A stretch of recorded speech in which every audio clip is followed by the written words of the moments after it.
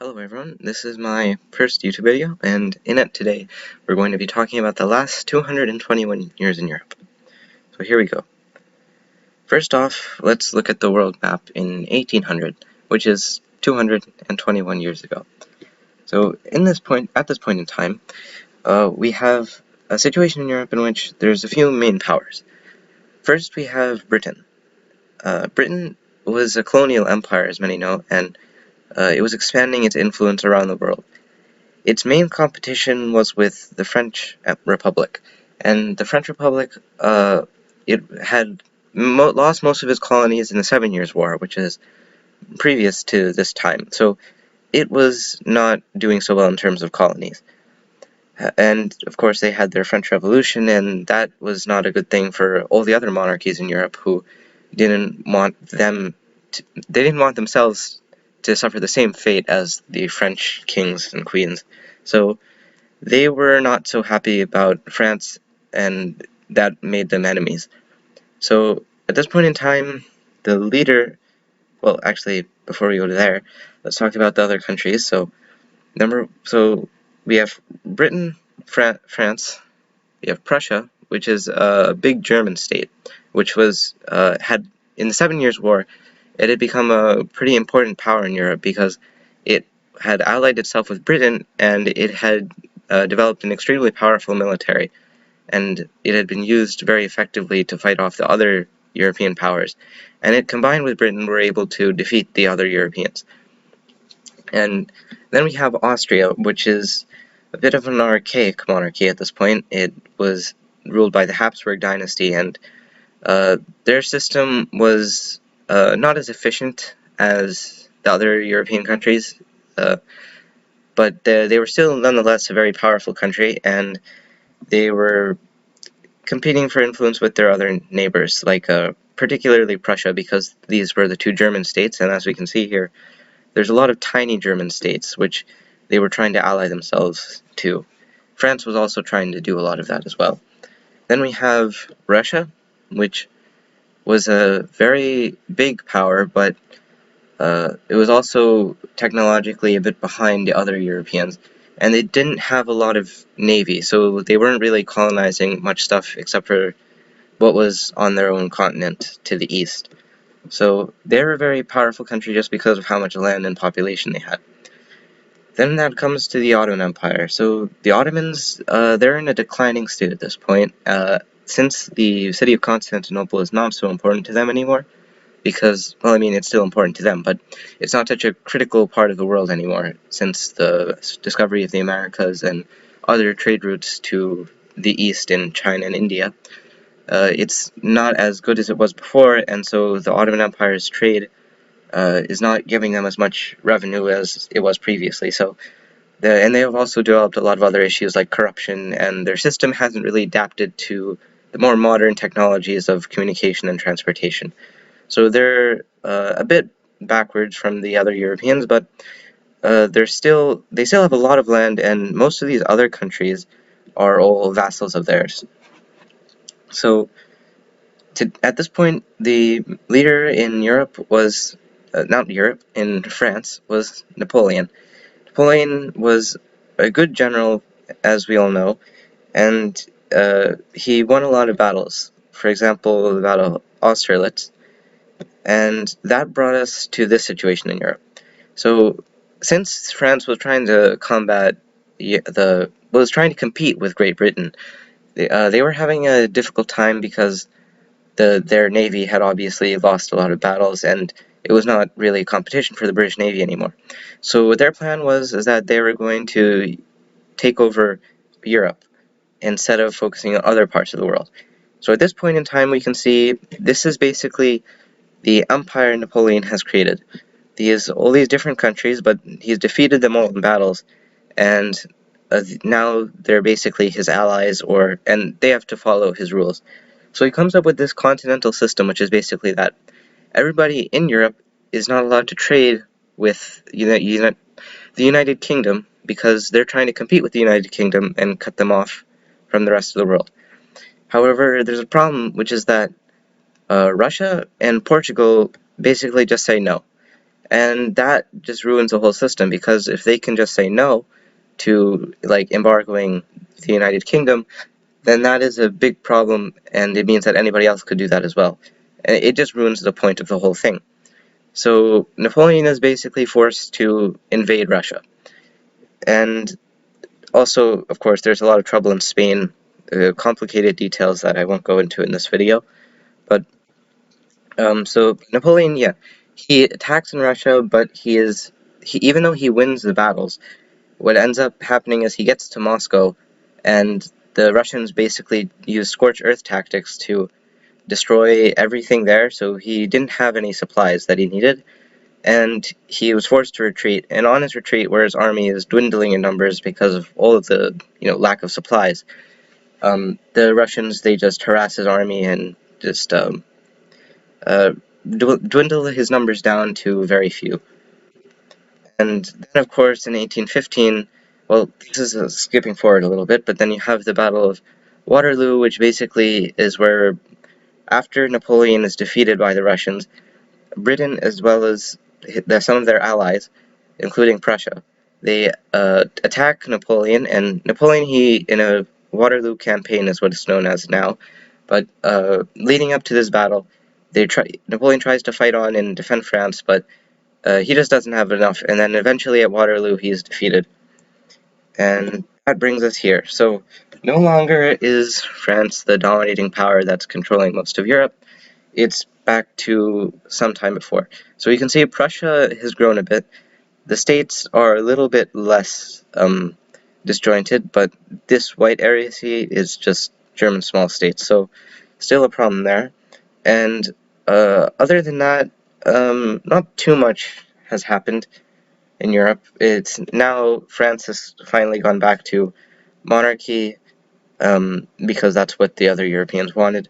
And so now, from here, this point on, not too much happens until 1850. So what did happen is France, they invaded Algeria after they had some disputes with them.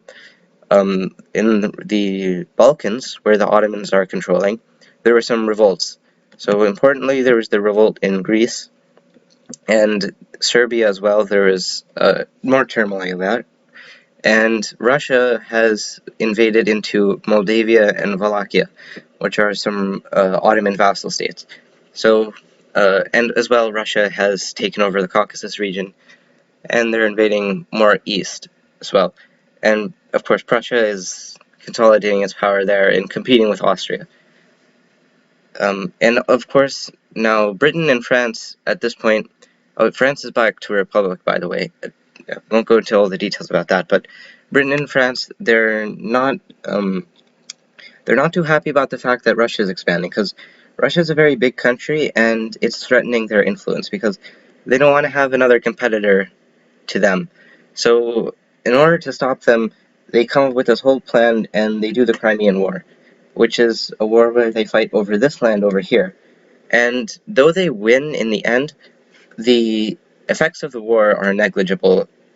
I mean, the psychological effects from the amount of death that happened in the war, and the wastefulness of it all, because in the end there were no consequences for Russia. That is the only effect that it had. Other than that, Russia just kept invading other countries. And so here in 1861, we fast forwarded a bit, we can see that Italy has formed. There's some more revolts. There's some more revolts in the Ottoman lands, and we can also see that Prussia is once more expanding its influence in, for example, in the German Confederation. And the situation hasn't changed too much, but the main thing is that there's a new player of Italy, and also Prussia is expanding its influence. In particular, Prussia has a new statesman, Otto von Bismarck, and he's leading Prussia. And Prussia has also developed some interesting new weapons, such as the Dreyse needle gun, which can shoot much faster than the traditional percussion cap muskets. Even though it's not as reliable, it's very effective. It can shoot much faster, even though it has shorter range. It has some disadvantages, but mostly it is better. So, using those in the Battle of Königgrätz, they are able to defeat Austria. Austria being the primary rival in the German Confederation. They use this, and General von Moltke is the Prussian general who uses this very effectively, and is able to defeat the Austrians, and decisively in this Battle of Königgrätz in 1866, and that basically cements Prussia as the primary power in the German states.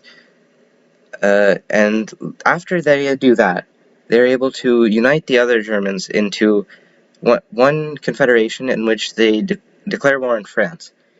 Then they fight a war with France, and in that war, they fight this one decisive battle here, in which it's called the Battle of Sedan, and in that, the French lose. You can see they formed a big German confederation with all kinds of German troops from all over the German lands, not just Prussians anymore, and they defeat the French.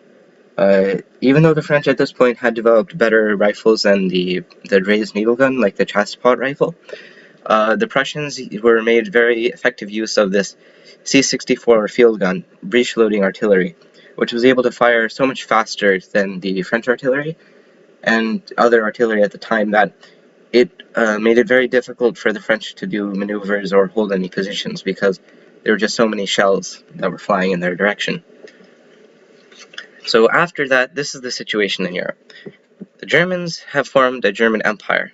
Well, the Prussians have formed a German empire with Otto von Bismarck. And they have invaded into France, and they've taken over Paris after a siege. So the situation in Europe is now very different. There's suddenly, almost overnight, a whole new power in Europe called Germany, and they will work to become a very industrialized and powerful country. And they've already shown that they can defeat the French and the Austrians in wars. So clearly, this is a very big problem for countries like Britain, who are worried about expanding the countries with expanding influence.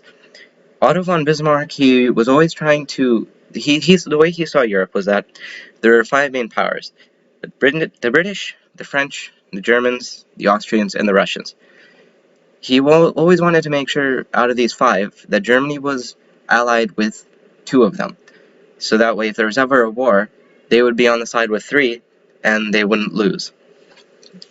But what ends up happening is that, over time, Germany ends up getting allied with Austria and Italy. Italy not being one of the major powers, and Austria-Hungary being the least powerful of those nations. So the British, French, and Russians form this triple entente, which is their alliance, in which they're trying to curb German expansion. Germany is also trying to colonize other parts of the world.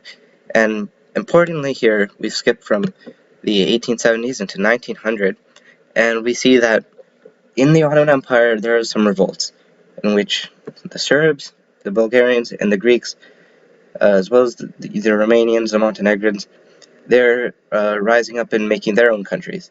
So the Ottoman Empire, their land is dwindling. And because of that, this is their Balkan League, and they use that to declare war on the Ottoman Empire and take even more land. So now this is the situation in the Balkans. Very different from before. And with all the different ethnicities in there, there's a lot of tension, particularly in Austria-Hungary, because it's called Austria-Hungary, but most of this land is neither Austria nor Hungary. So the people there are not too happy, and particularly in the Serbian lands, the Serbians want more influence and they want independence in parts of areas where there's large Serbian populations. And so, of course, in 1914,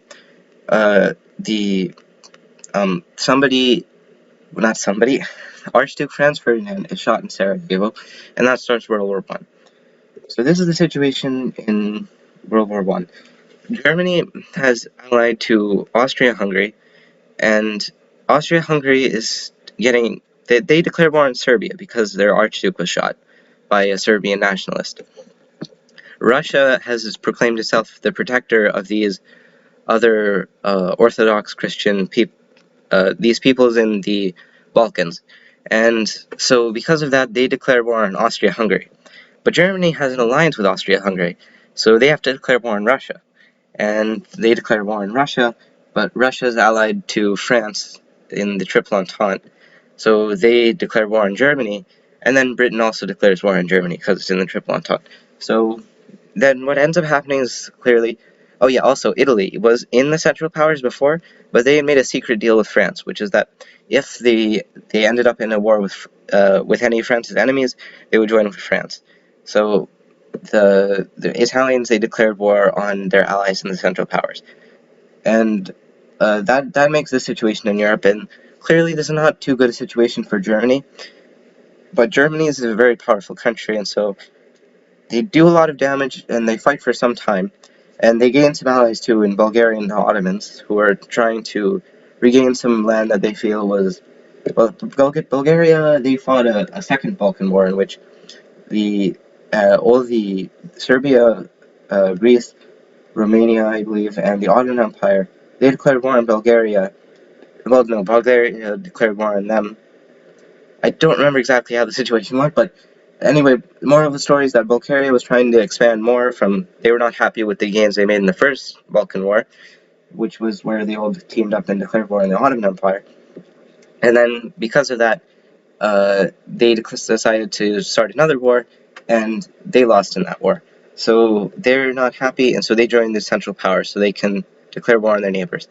These other countries, they join later, the Ottomans join later to reconquer some of their old colonies. But it doesn't work out for them, and there's brutal trench warfare, but it ends up in this situation. Germany is put into a very bad situation because there's been pretty harsh treaties against them, and they've lost a lot of land. For example, this land over here, this is all Germany, but this land here they lost some land in other places. Austria-Hungary is completely dissolved into these other nations, and Poland is created, as well as Russia dissolves and it becomes instead the USSR. The USSR, there was a revolution in Russia, and that created the USSR, the Bolshevik Revolution, which they decided that they wanted a communist country and they wanted to get rid of the monarchies, so they revolted and created the USSR, and that. And at that point in World War I, that was looking good for Germany, but when America joined, Germany, it was just too much. They couldn't come. They didn't have enough people left in their country to, keep up the war. So, and they didn't have good morale either. The people were upset about all the trench warfare that was happening. It was really, it was taking its toll on Germany. So, they had to stop and surrender. And of course, their allies also got defeated. So this is the situation post World War One, and the main thing is that Germany is not happy about what's happened. And it gets even worse during the Great Depression, because in the Great Depression, Germany gets hit very, very hard after all the economic and territorial boundaries are put on it. And also, it's not allowed to make an army past a certain amount. So, Germany is in a bad situation, and a lot of people who fought in World War I in Germany, because the army size was limited, they had to leave the army, and they were having a very difficult time adjusting back to civilian life after 4 years in the trenches of World War I. So they formed these groups, and one of them, well this okay. Hitler allies himself to these groups of people who were forced out of the army by the new regulations, who formed these paramilitary. Okay, so paramilitary organizations were these groups that were not really part of the military, but they just banded together groups of veterans who they took up arms and stuff. Well, okay, they were just groups of veterans, okay, who were not allowed in the army anymore. And even though they were felt themselves as military people, they couldn't come back to civilian life. So Hitler allies himself with these groups, and he forms the Nazi Party, and that's an attempt at trying to. He basically is trying to fix Germany's economy after the Great Depression, and also he wants to have revenge on the Allied powers for what they did to them in World War One. So he starts expanding. He Anschlusses Austria. They become one country, and then they take land from Czechoslovakia. They remilitarize the Rhineland, which was land that they were not allowed to have military soldiers in after the treaty, and so then they become this big country and they invade Poland, and then World War II happens, in which they lose once more. They go to war, and then here we are. So the Soviet Union has invaded this part of Europe, and the Allied powers have taken this half. So the situation is now there's a Cold War between the communists, who have all these lands of the Soviet Union are now communist, and then the other lands in the West are all capitalist. So there's a long Cold War, and a lot of the action in the Cold War is mostly happening outside of Europe. Though there's some interesting details that happen in Europe, such as in Berlin, there's the Berlin Wall, and then like the Berlin Airlift, and all these different things. But for the most part, in Europe, what ends up happening is communism doesn't work too well there, and the capitalist countries thrive a lot because of their communist system and a lot of American help and other things. So they thrive. These countries don't do so well, and then once in the 1990s, the Soviet Union collapses. That nation of Yugoslavia, which you may have noticed, that also collapses because it was not a very natural country in the first place. If you notice, the Serbians, who were the nationalists and everybody, well, the Serbians who were nationalistic, they got lumped up with everybody else, which was exactly what they didn't really want. So then they break up in the 1990s, and Europe is like countries like Germany, they're reunited, and now all these countries are capitalist. So that pretty much brings us to today, where we have the European Union, we have the Russian Federation, and I'm not going to go to too many details about this in this particular video because it's already pretty long, but that's about it. So if there's anything else that I missed, or say there's something else you want me to cover in a future video, or any other suggestions you may have, then you can make a comment below and talk about that. So, goodbye.